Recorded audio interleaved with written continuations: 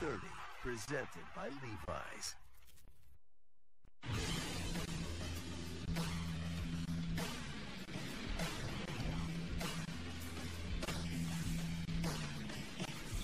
This movie has, is the history of fantasy, but it's really the history of rotisserie baseball. One of the things we learned, people don't know where this thing came from, right? Everybody knows what fantasy sports is, most everybody, but nobody knows where it comes from.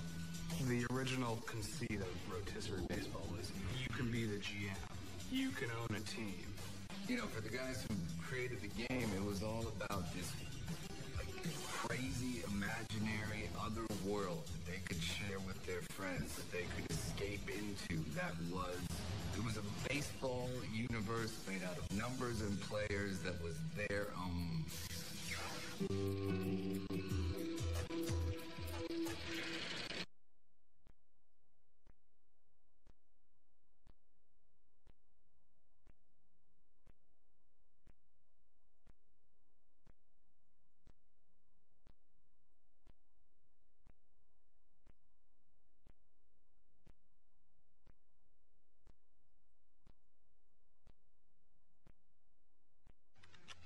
The next one is Last Season, The Intrepid Owners. The next one is The Origins of the Rotisserie League Were Inauspicious Enough. Yeah, that's me. I recognize the sentence immediately. I mean, it's amazing. I mean, the styles are very distinct. Read the whole thing. The origins of the Rotisserie League were inauspicious enough. You could say we had been preparing for this ever since our prepubescent days, collecting baseball cards, playing two-man stickball while doing an 8-year-old's version of play-by-play. For us, it wasn't enough just to watch baseball or to study it in the box scores. We all wished in some way to possess it, to control it. But, lacking $20 million and a pair of plaid pants, we were clearly never going to own a major league club, unless we invented our own major league.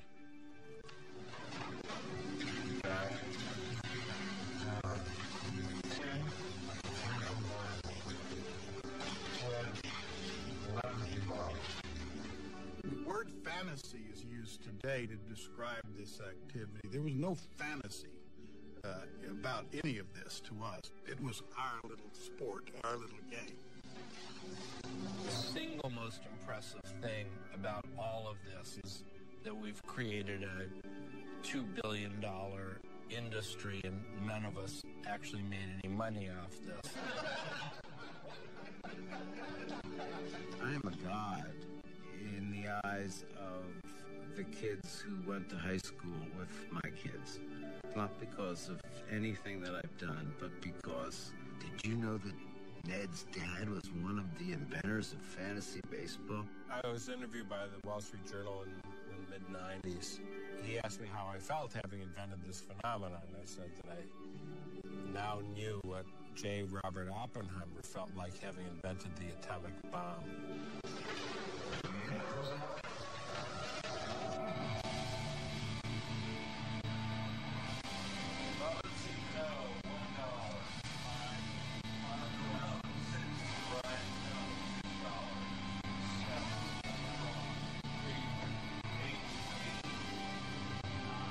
Self-admitted fantasy sports addict.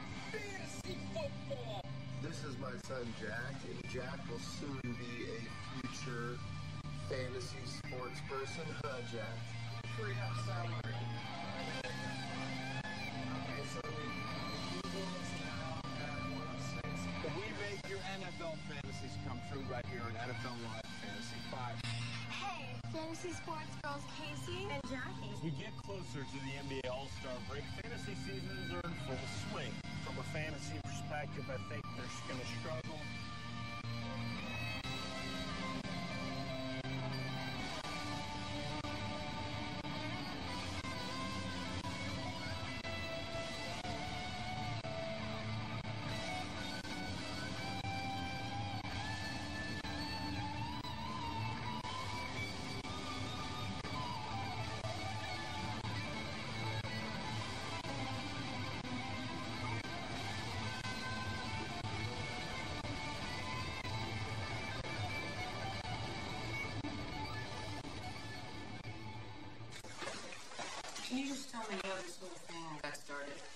It started out of desperation and psychosis, I think.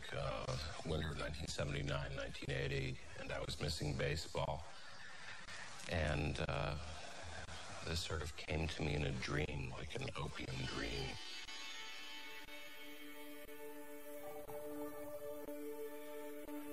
I had a really empty life in those years. I was self-employed, living in the country. It was before we had kids. It was before there was an internet. There was a lot of long and lonely hours on those cold New England winter nights when the sun goes down, about an hour after it comes up. And I don't know, I was missing baseball and thinking about baseball. I'm a serial obsessive. I get interested in something and I really get interested in it. Baseball has been one of those parts of my serial obsessions that keeps popping up because of the numbers, because of the details, because every act in baseball is recorded.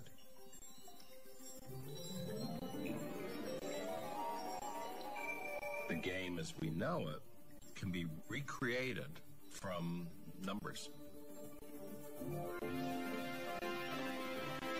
So I took these numbers and I put them into the framework of a game that would enable me to compete with my friends and showed that I knew more about baseball than they did.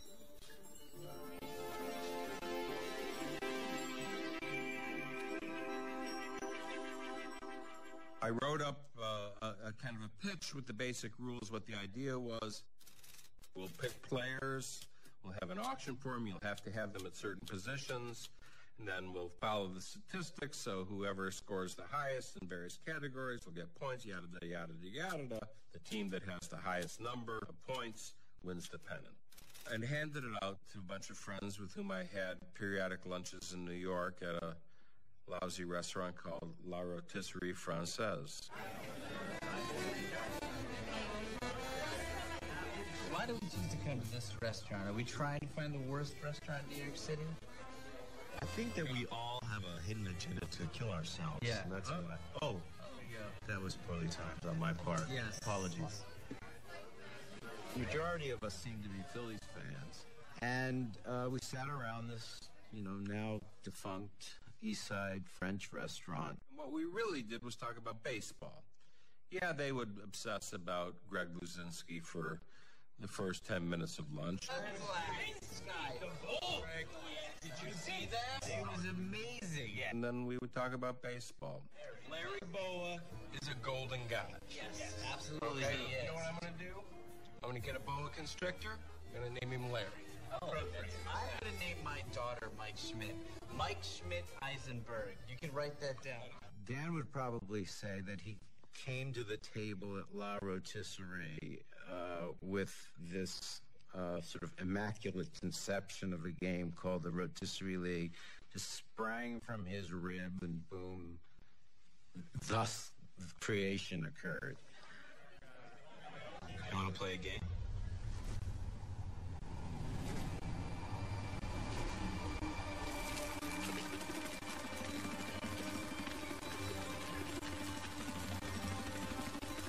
The basic idea is this. We put together an imaginary baseball team filled with real ball players. Mike Schmidt, Larry Boa, they can both be yours if you want them. We each pick 14 major league hitters and 9 major league pitchers. We do it like an auction at the beginning of the season. Then we intently follow their stats over the course of the year. For hitters, home runs, RBIs, batting averages, steals. For pitchers, ERA, wins, saves, and something we invented called WHIP, which is walks and hits over innings pitched. Then, the team with the best stats at the end of the year wins.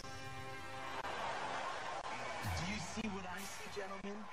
All you do is brag about your baseball knowledge. I'm giving you an opportunity to use it. Are you too afraid? Sit here munching on rotisserie chicken when I offer you ambrosia of the gods. Rotisserie baseball.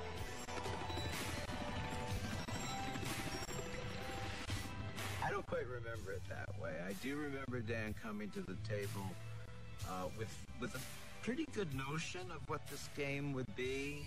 We'd have 25 players. We'd assign them by position. We'd have a certain amount of money to spend and so on. People don't understand. They think he made up these rules arbitrarily, but he actually sat down with a baseball almanac and he said, I'm going to figure out the 8, characteristics of a great team. And he looked at every available baseball statistic, and he actually invented a new baseball statistic called WHIP. Much as Abner Doubleday got baseball right the first time with the 90 feet between bases and everything else, those guys who sat down at that restaurant created something fairly perfect and gave us something that was, instantly fun and instantly recognizable and instantly challenging. One question. How do we get started? Well, we find everybody we know that likes baseball as much as we do. From that point, we had to recruit more players. We needed to fill it out. Each of us tried to bring in other friends who were baseball fans. There I was, associate publisher of Ms. Magazine, in my office about 11:30 in the morning. My phone rings. Valerie, this is Dan Okren.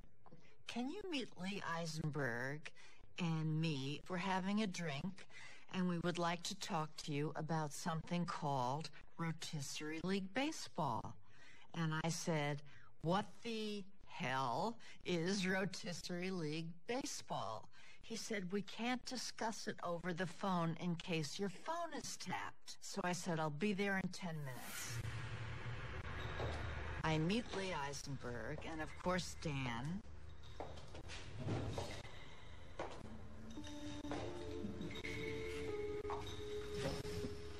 He started off by saying, Valerie, do you like games?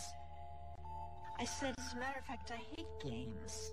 What, Monopoly? And he said, no. I'm talking about a baseball game.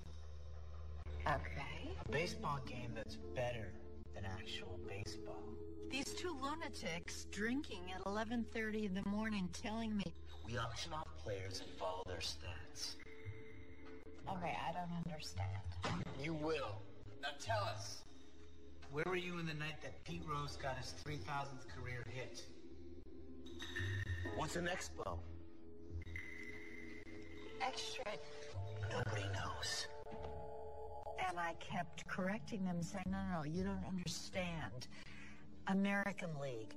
American League, not National League. Ask me any question you want about the American League. Listen to me right now, Valerie. This is National League only. If you can't handle the heat, get out from behind the plate.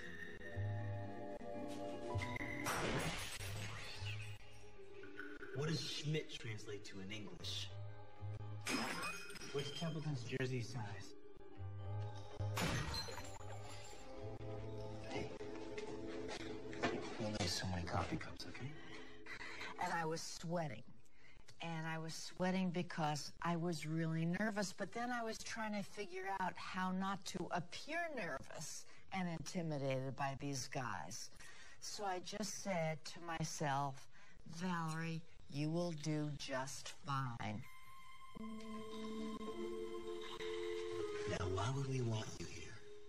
I said, because I will learn everything I need to know About the National League by the time of the draft.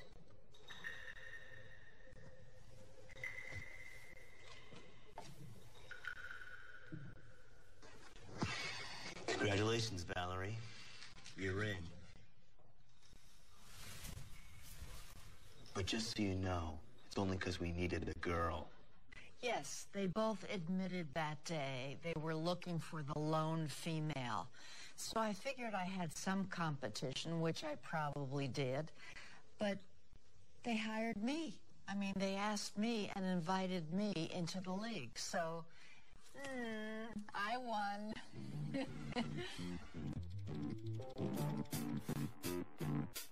Each in his or her way contributed to this sort of odd chemistry of this strange group of people.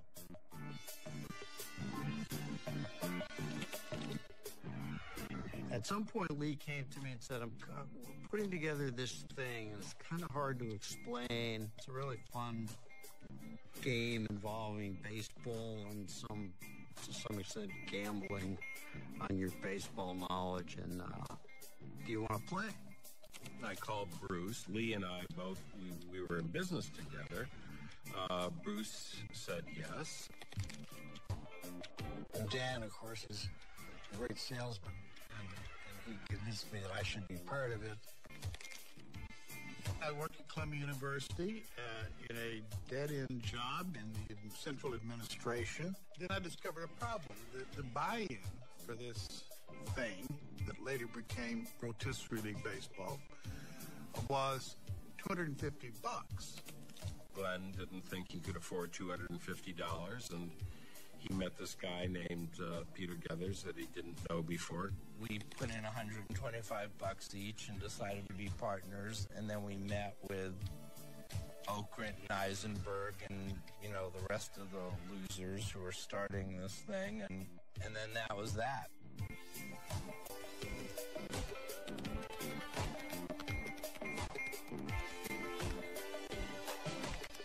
This new adventure absorbed every waking hour as I tried, and Peter tried, to learn everything we possibly could about Major League Baseball. I worked one for Schmidt. Now, I thought, and I think he thought, that we knew baseball inside out. Not so. We discovered that we didn't know the full 25-man rosters.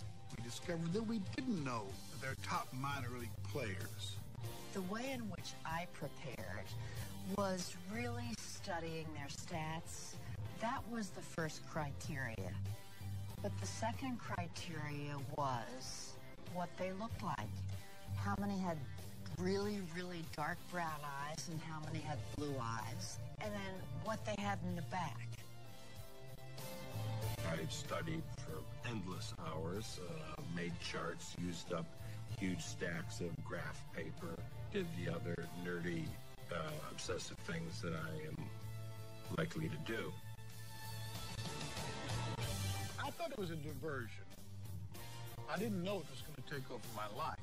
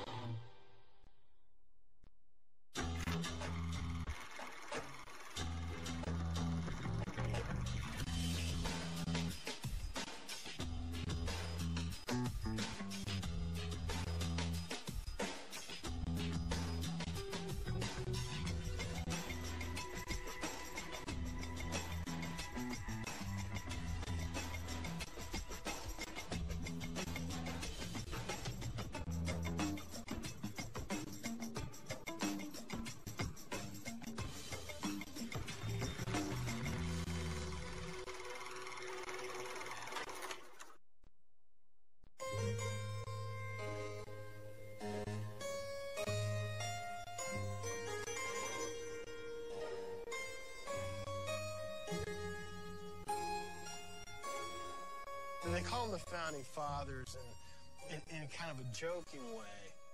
Those guys sitting around at that table in New York having this first draft, it's akin to what the Founding Fathers did with the Constitution. It was a seismic moment in the history of baseball. We, the people of the Rotisserie League, in order to spin a more perfect game, kiss domestic tranquility goodbye, and secure the blessing of puberty to ourselves and those we've left on base. To establish this Constitution. And hereby finish this run-on sentence. Our object shall be to assemble a lineup of 23 National League Baseball players. Cumulative statistics exceed those of all other teams in the league. Forget Thanksgiving, Christmas, and New Year's. Skip your birthday. Hire someone else to remember Mother's Day. And your wedding anniversary. From now on, draft day is the single most important day of your life. We were all really unprepared. We didn't know what you needed to know. So somebody says, I'll bet $1 for Mike Schmidt. I bid $1 for Mike Schmidt. And then we begin by moving around the table in a clockwise direction.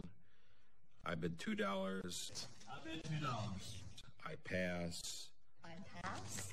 I don't know, number calculator. Calculator. $3. $3. You wait. I just said that. I just said $4. I'll say. Okay. I'll do 6. Can we slow down? I tried to fake my way through it, but mostly by keeping my mouth shut, because every time I talked, I looked like an idiot. They had sheets of, baseball guide going back 3 years and all this stuff, and just spouting this stat jazz. 4.7 ERA ain't no good for me or you. 349, 2 stolen bases, come around the bend, lots of home runs. Lay it down, stat jazz. It's totally nerve-wracking. Because you know you're going to screw up. There's no one who sticks to their strategy perfectly. All right. $12 to the Goners. Going once, going twice. To the Goners. $26. Going once. Going twice. Sold. Mike Schmidt for $26. We didn't know whether $26 was a lot or a little. Babe Ruth isn't worth $26. If the same draft had taken place after we had played for a year, Schmidt would have gone for $40. It was a great bargain. there was all this sort of poker table kind of banter going on and people laughing at you. Luis Aguayo? 4, 5, 12, 13, 15, 17. The thing I remember the most was drafting the first draft day, Neil Allen, a relief pitcher for the Mets, for $2. And Glenn whispering, "Who is Neil Allen?" And I say to him, "He is going to save our team, don't worry." But I didn't want to tell him I had also never heard of Neil Allen.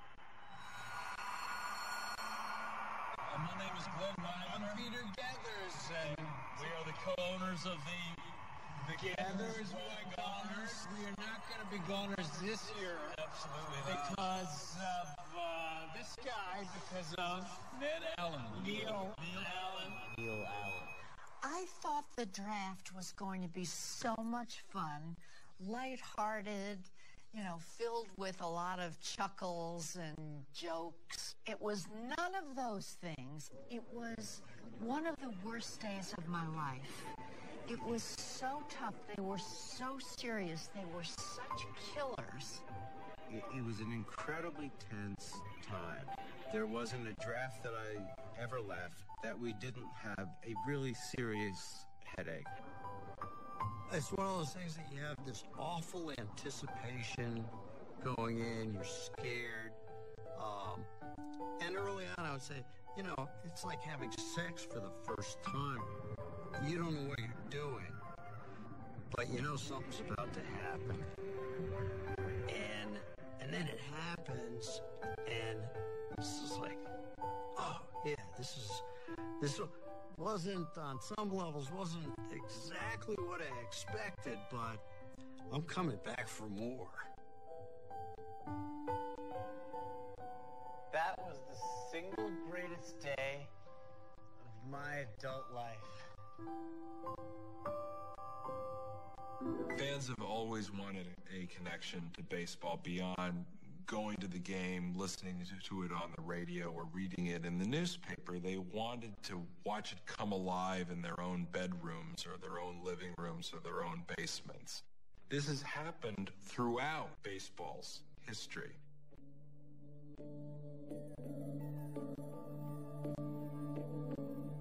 When I was an undergraduate at Michigan, there was a professor named William Gamson who played a game called the Baseball Seminar, where you bet on who would have the most home runs in the course of a season. It was cuneiform compared to what rotisserie and fantasy league became. It was very, very early.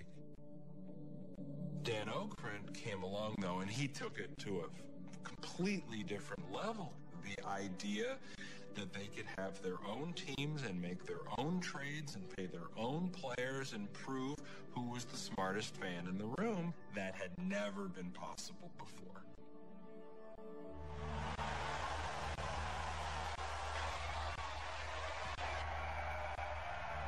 Within seconds, I no longer had a favorite team and only rooted for my own players. The Salambier Flambés, my baseball team. It was like dying and going to heaven. It would put you in touch with baseball and, truth be told, a level of obsession because of your stake in forming this team that I don't think anybody anticipated. I sure didn't. In my serial obsessions, this was the deepest that I had or have ever been in baseball.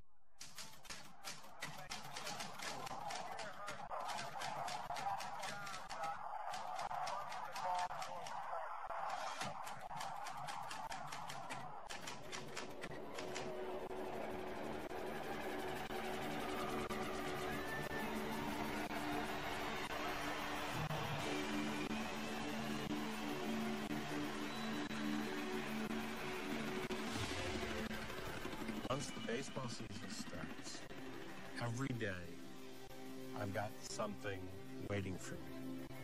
And that's, how do my guys do? How do I stand?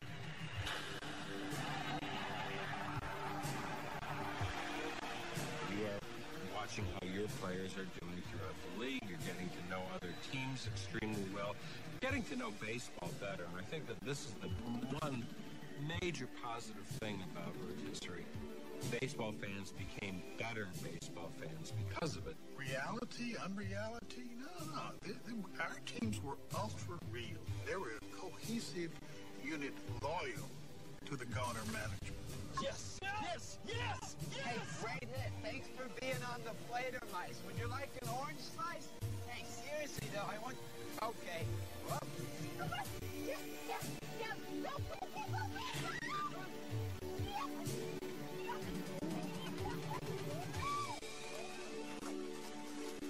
The box scores became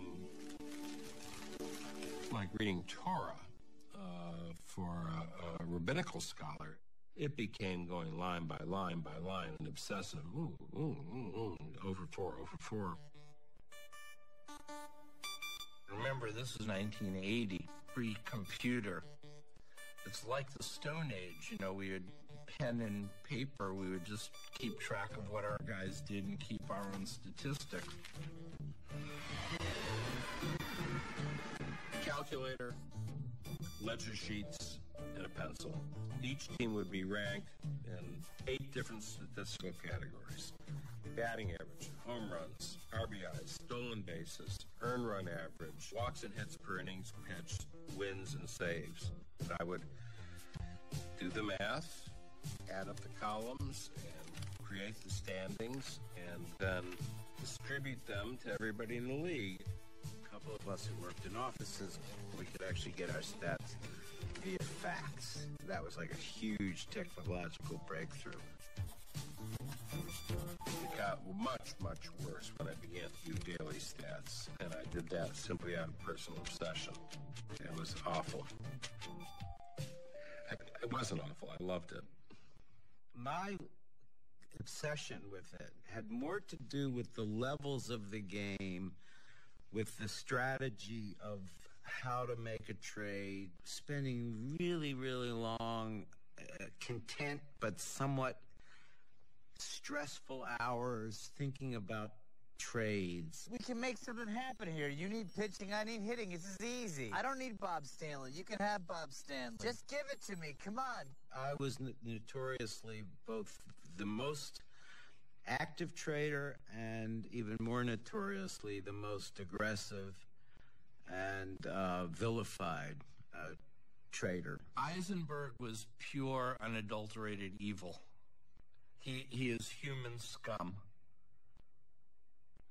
I hope that's not too harsh, is it? He was a swine. Lee was a swine. Come on, Bruce, pick up. Come on. This is Bruce. Bruce, it's Lee. I remember a trade with Bruce McCall. It was a one-for-one trade. But Bruce was very reluctant to make the trade. All right, thanks, Lee. Thanks for wasting my time. I'll talk to you later. You don't even care about this anymore anyway. You haven't paid attention to your team in weeks, and you know it. He was so relentlessly obnoxious. I mean, he would not let you alone. He was always nudging you and needling you and handling you, and he just to shut up. Yes, I'll make the trade. I'm doing you a favor. I can't believe you're arguing this. And I then did something that I guess I'm both proud of and deeply ashamed of. I said, if you make this trade, I will buy you a new dress shirt.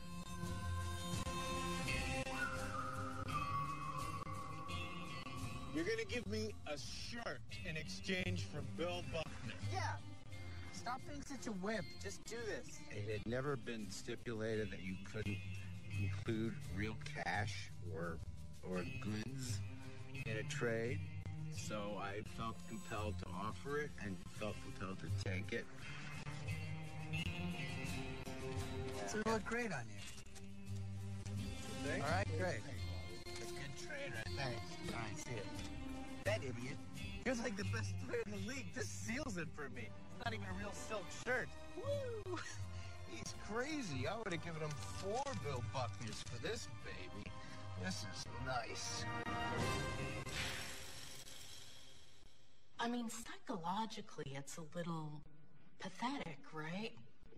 They think they own these people, and it's a pretend game. She was the one who fielded the calls from all these people calling to make trades at all hours. You can imagine how it would put a certain strain on a relationship. They turned into cartoons of themselves. These were serious editors. I mean, they were putting out serious magazines, and they, the best years of their lives were spent calculating how they could pretend to buy someone for $1. It's just... In 1980, I would get up, I would study the newspapers for 45 minutes checking box scores. I'd work probably from about 11:30 to 11:45, and then basically start plotting more trades for the rest of the day. Rotisserie baseball took over my life completely. It was scary.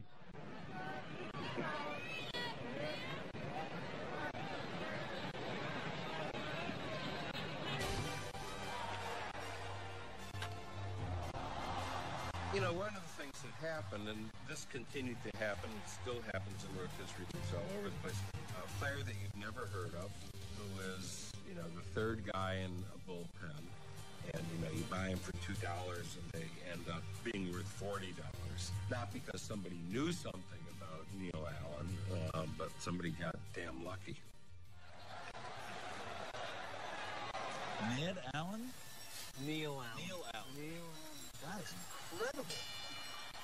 Neil Allen wasn't even the designated closer for the Mets at the beginning of the year. Oh, my God. He was a throw-in. He was $2. And in fact, he turned out to be the closer for the Mets and completely gave us the pennant that year. It was probably the greatest feeling of my entire life, sadly enough.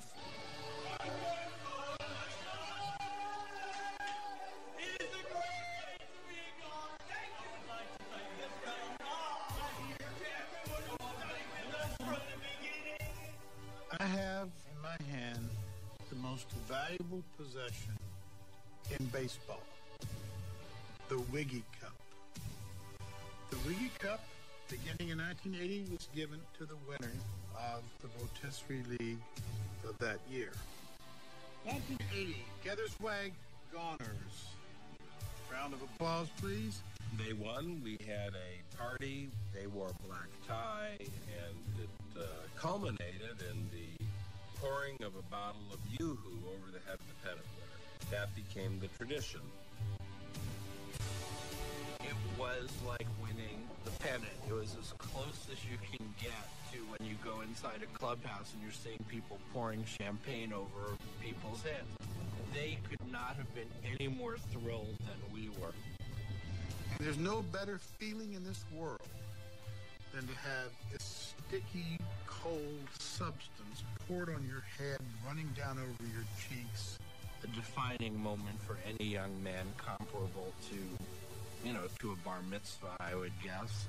I've never been so proud to be sticky in my entire life. Well, maybe twice, but that's another story.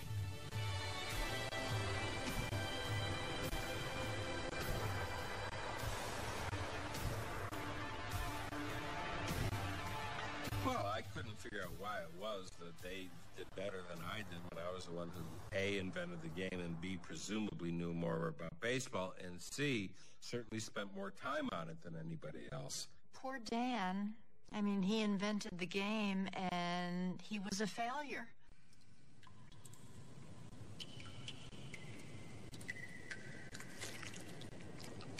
I think what you have to remember is that when they did this, it was incredibly subversive because Americans, as a country, we act out a lot of serious subjects through sports.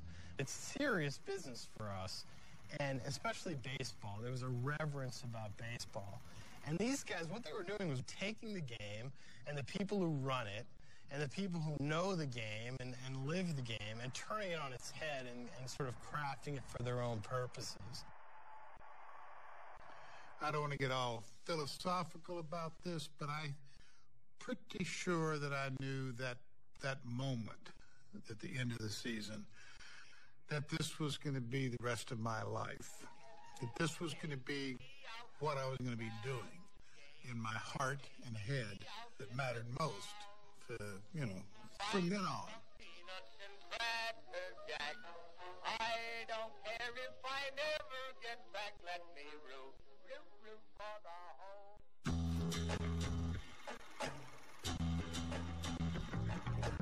I will faithfully execute the office of President of the United States.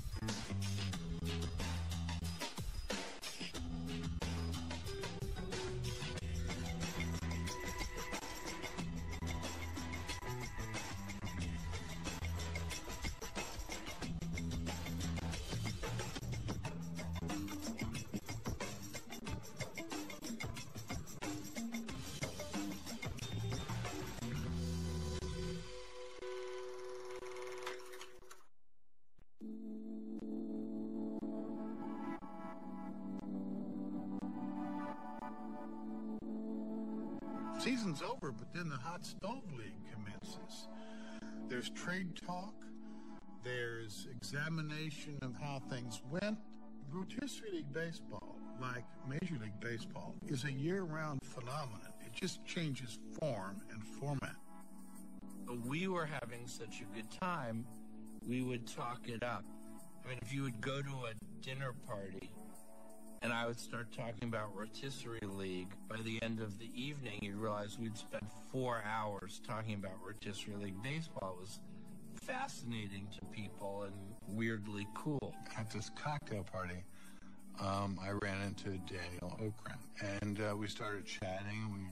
We struck up a friendship, and he said, you really should play Rotisserie League baseball.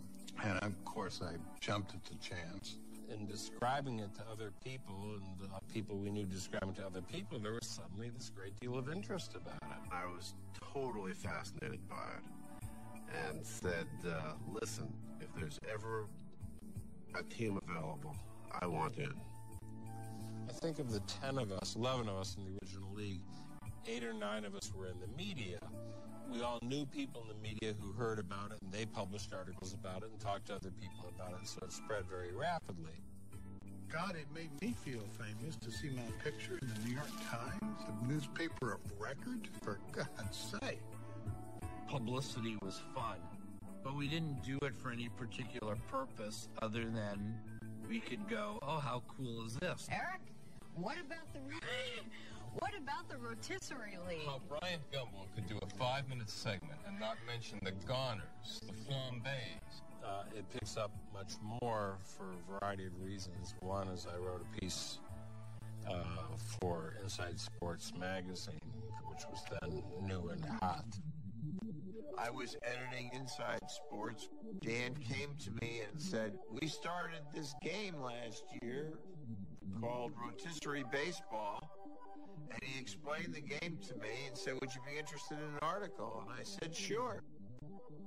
The article came into the magazine, and as soon as the manuscript went into galley form in our proofreading department, a league was formed at Inside Sports magazine.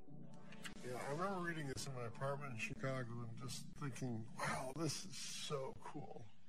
I want to do this.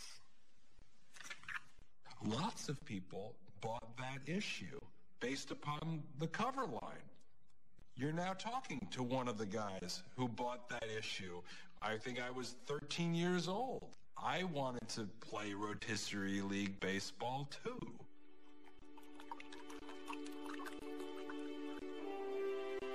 I suspect what happened is people got it intuitively, much as we had when the game was first invented. It's like, oh, I get what they're up to. That's pretty cool. That makes sense.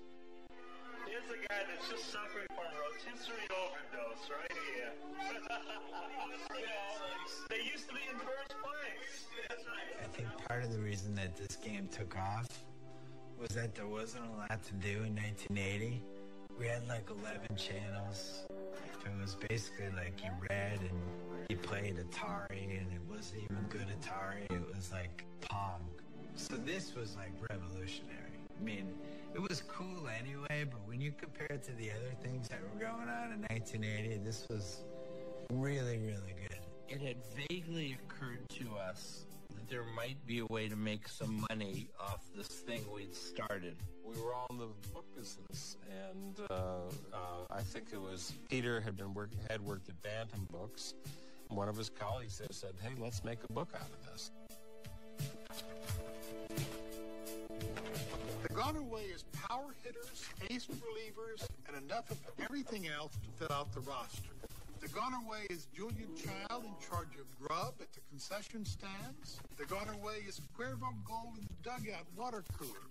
Jalapeno chewing tobacco. The Goner Way is loyalty. It just seemed so much fun. Like, I wanted to be part of the Wolf Gang, or, you know, trade with the Goners. Because they were such talented writers, they were able to get the book published and make the game appealing. Because the game became really popular. If I was having lunch with someone and talking about the Rotisserie League, I can't tell you how many times someone would come over to the table and go, Peter Gethers of the Gethers Wagoners? You go, what? I think something's happening here. Needless to say, we knew that there was something to be exploited here. Rotisploitation, we talked about it. What could we do more to exploit the game? Money. We wanted money out of it. There was nothing else to be had. We started a company. It's an insult to the word company. But we thought that we would create a corporation that owned the trademark, that we all own pieces of, and we would try to exploit it.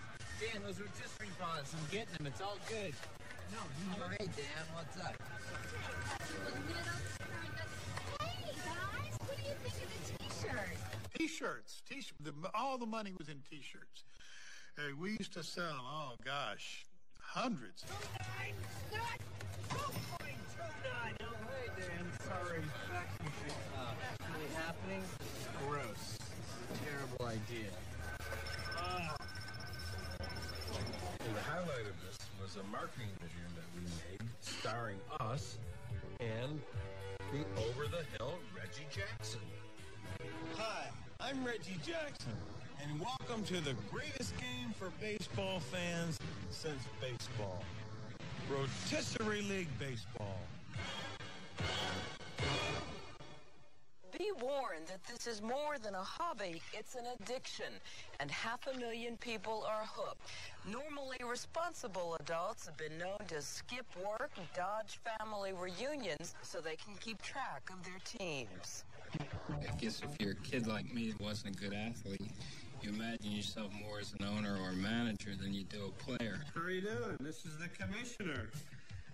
Alrighty, just want to give you an update on the suckling pig's progress. People say I have you in my league, and I hope you do well this year.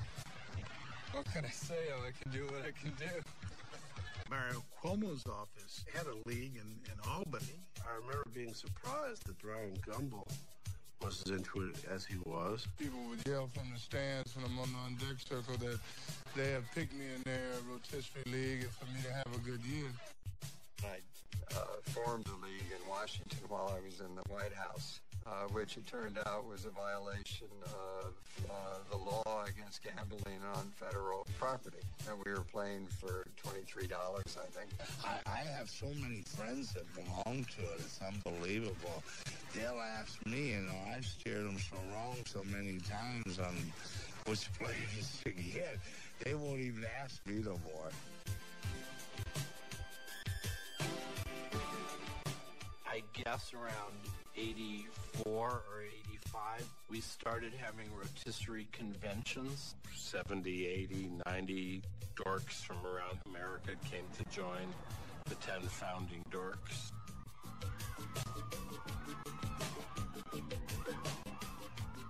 The people actually paid money to meet us. How sick is that?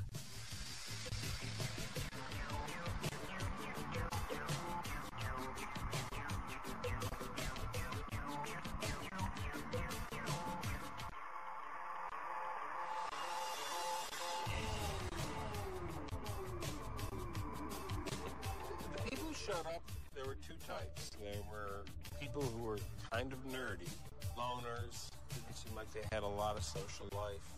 And then people who were very, very nerdy and clearly had no social life, social skills. They're kind of, ambulatory schizophrenics, I think.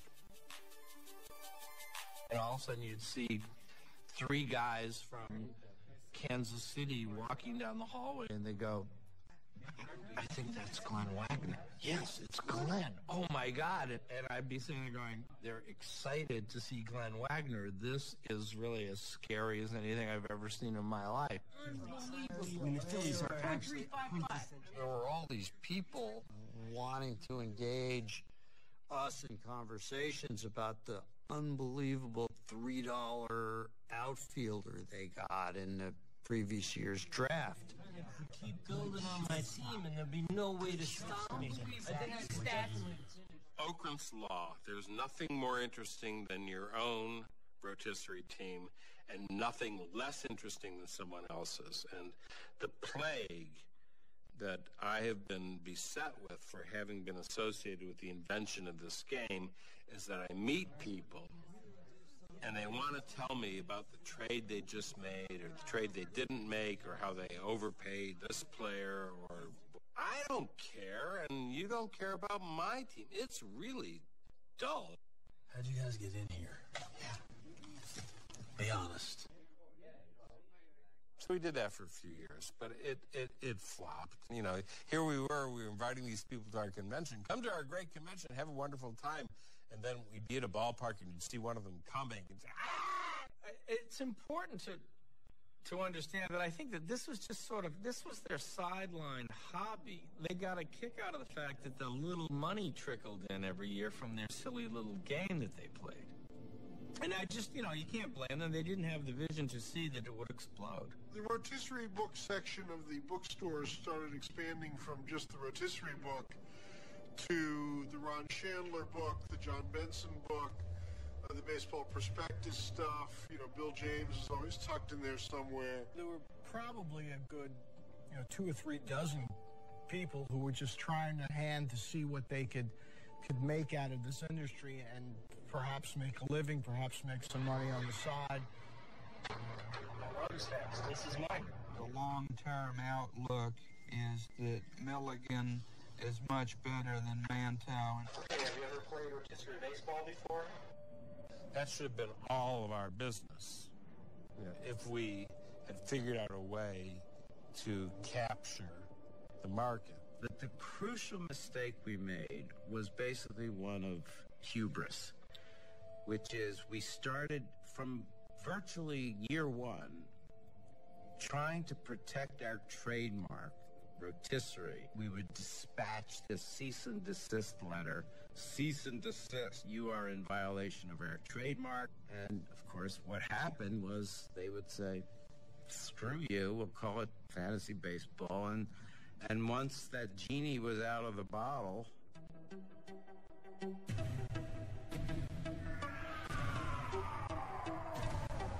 Rotisserie, it has nothing to do with what it really is, so I'm going to call it fantasy sports, fantasy baseball, and nobody owns that, and we were left by the side of the road where we belong. Some fantasy league owners. Fantasy league lineup. Fantasy baseball now attracts millions of participants, and a growing number of books, newspapers, and magazines cater to the craze. Fantasy baseball, fantasy football, fantasy everything else. And there was no copywriting the word fantasy. People could take our rules, do whatever they want to with them. The idea had gotten away from them. And then when it went over to football, it really took off. Because that's the number one sport. After that, I think that was sort of the, guys, we're never going to be able to do this ourselves, and we just let the forces of the free market take it away.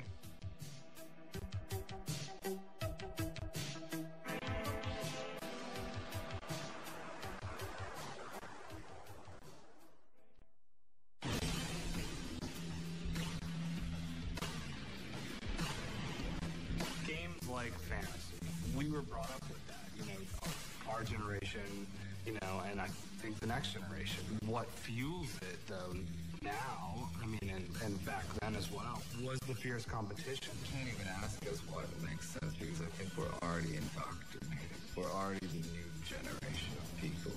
The endless knowledge you have of sports that for a while you had no reason to know. Now you can showcase it. You can compete. And that's I think why it's taken hold of so many people. When humans fuse with machines, there will be no difference between fantasy and regular sports. And that's like 2-3 years away tops, so it's gonna be nuts.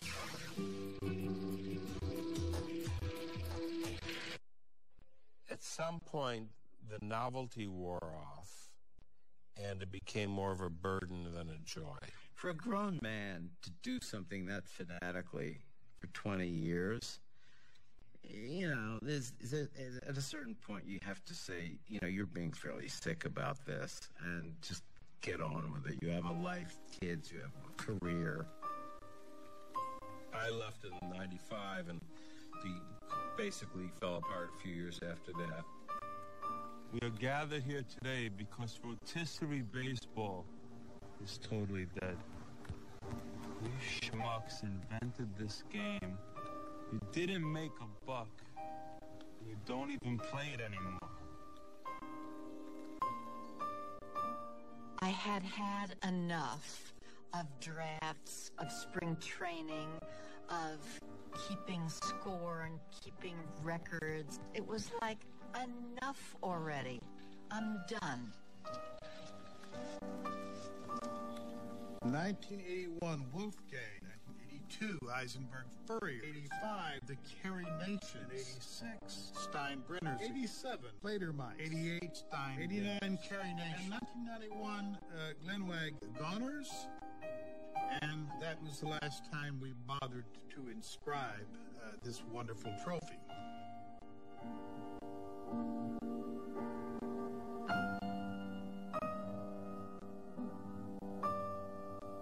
I couldn't have imagined imagined this would turn into anything. It had fad written all over it. It had nerd, geek, fad written all over it. It really wasn't huge. It was, in total numbers, yeah, maybe there were 1 million people playing it then, but there weren't 10 million people playing it, and it hadn't really penetrated the culture. That didn't happen until the internet made it so easy. I'll never forget, Okren said, come into the living room. I want to show you something. And he turned on this machine. I'm old enough to see a man land on the moon. And that was pretty amazing. But I don't think anything was quite so awe-inspiring as seeing a same-day box score slowly take form on Okren's computer screen. It was absolutely incredible.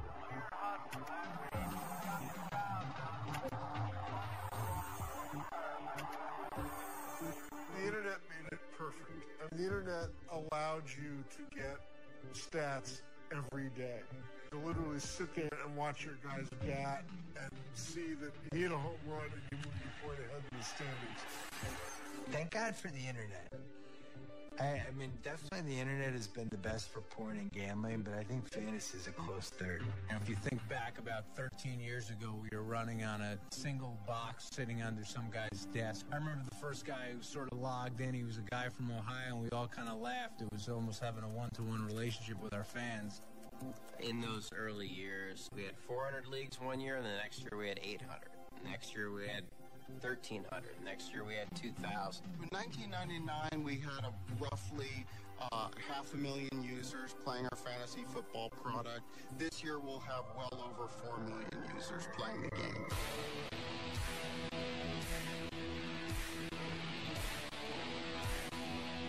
Now we got millions of people playing. We got 7x24 operations that are looking at this 24 hours a day, 365 days a year. The numbers that play in this country, the estimates, from as low as 18 million to as high as 30 million. I've heard the total economic impact argued at anywhere from $1 billion to $3 billion. We know that people are spending way too much time playing fantasy sports. Users are logging in multiple times a day, spending over 10 hours doing research every week. I remember a letter I got from a woman in Owings Mills, Maryland. Dear Mr. Okren, I want to thank you for inventing your silly little game. Because of it, my marriage has ended. And I thought, oh my God, I unleashed this on the world.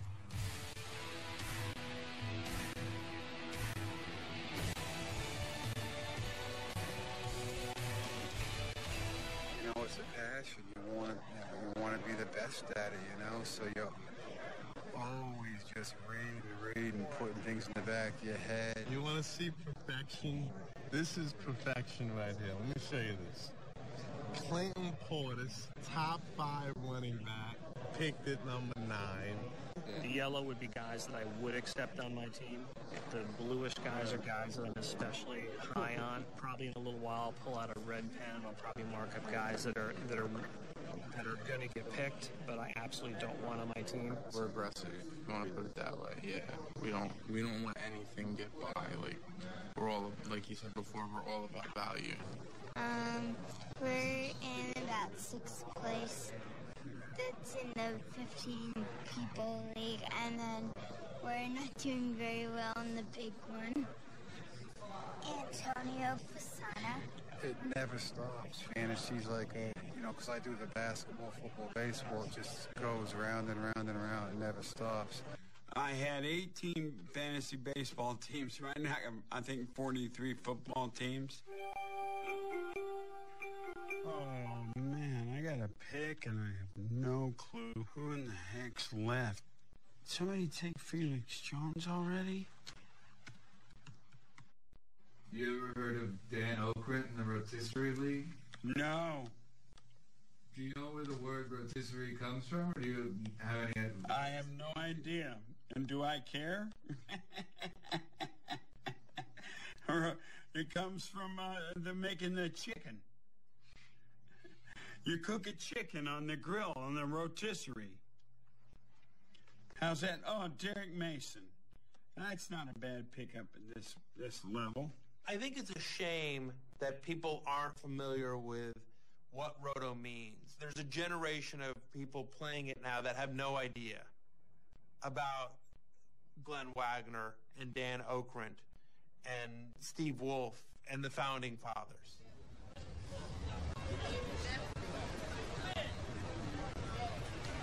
I don't think any of them got the credit they deserve. Honestly, one of the reasons we did the ceremonial at City Hall was to give them a little more credit. Somebody's going to say on behalf of Rotisserie Baseball. This is Rotisserie, as president, current president, I want to thank one everybody. in a frame, and each one of you will get a copy, unframed. Suitable for framing, however. Well, I sent an email to Dan, and the response really was, sorry, I'm in Martha's Vineyard, I'm not coming to New York City for this nonsense. I wouldn't go anywhere near it. Not just humiliation. I mean, come on. All of this started with these guys. And so we have a proclamation for them here today honoring what they have done. Now therefore being known, the Council of the City of New York hereby honors the founders of Rotisserie League Baseball for their tremendous contributions to the culture, economy, and sports tradition of New York.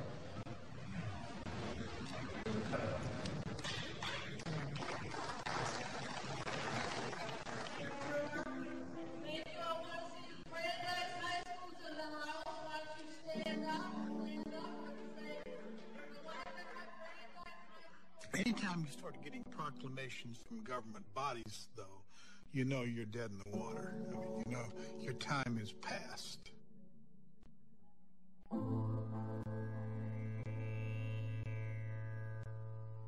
Those guys should be in the Hall of Fame as contributors to the game. I'm dead serious about it. Those guys should be in the Baseball Hall of Fame. Think of something that's been invented that has contributed to the enjoyment of a sport more than fantasy in the last 30 years. And you can't. You can't.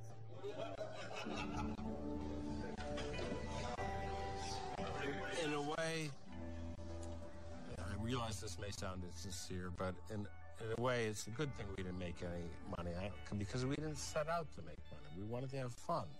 And we had fun. From 1980 to possibly through the next 15 years, I don't think there were 3 nights, whatever the season, including the dead of winter, that I would not go to sleep and at least for a few minutes think about my team or think about trades or think about who I was going to keep. It was fun, but it went beyond fun. It filled gaps in your life that you didn't even know existed.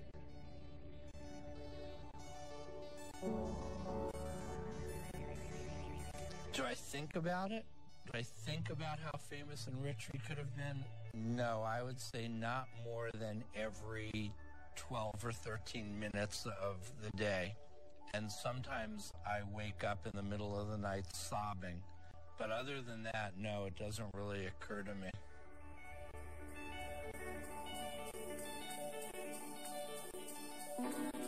To me, the funniest thing remains that Dan has never won a rotisserie league.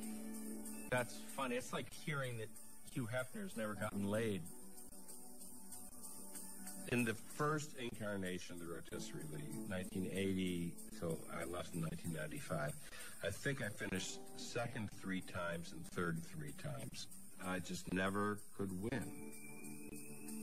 Maybe that's why I started playing again in our extremely limited, slow-pitch, old man's AARP rotisserie, which I play now.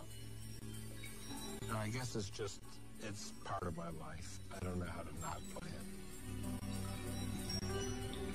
I'll never quit. Another way of putting it, I'm not going to quit until I win, and I'm never going to win.